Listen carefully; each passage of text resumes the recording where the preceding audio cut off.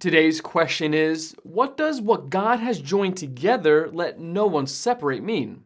In this video, I'll answer that question from a biblical perspective. Then afterwards, as always, I'll share some helpful resources, so stick around until the end.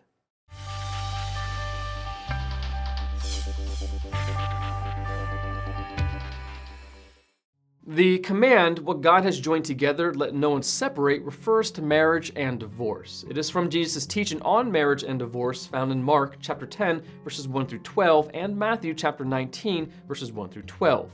On one occasion, the Pharisees asked Jesus if it is legitimate for a man to divorce his wife. Jesus, in essence, answers no.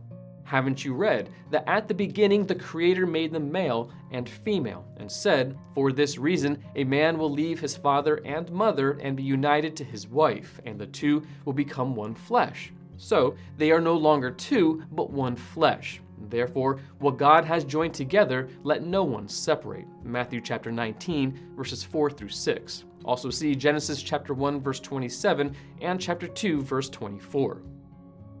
Jesus' point is that the married couple is something God has joined together. Marriage is not of human origin. It originated with God and is part of the way that God designed the human race to live. In saying, let no one separate a marriage, Jesus taught that divorce is not God's plan. Once a couple is married, they have been joined together by God Himself, and the union is meant to be for life. This principle holds true despite the faith, or lack thereof, of the couple. When two atheists marry, they have been joined together by God, whether they recognize it or not. If God has joined them together, then no human being has the right to break that union. Later, after Jesus says, what God has joined together, let no one separate, the Pharisees point out that Moses allowed divorce. Jesus agrees, but also points out that the allowance was made due to the hardness of heart. Matthew chapter 19, verse 8, reiterating that divorce was never God's original plan. Jesus' command against separating what God has joined implies that it is possible for a marriage union to be broken and for the one flesh to be separated by divorce. There is debate among Christians about whether divorce is ever justified. Many, perhaps most, would allow for divorce in the case of unrepentant unfaithfulness on the part of one's spouse, based on Matthew chapter 19, verse 9. Or desertion of a believing spouse by an unbelieving spouse who no longer wants to be married to a believer. See 1 Corinthians chapter 7, verse 15.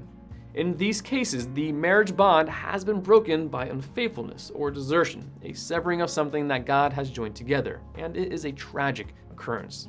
Even if those exceptions are allowed, our culture and too often even the church seem to regard divorce as something far less serious than it is. If marriage were simply a human convention, similar to a business partnership or club membership, then people would be free to enter and exit at will.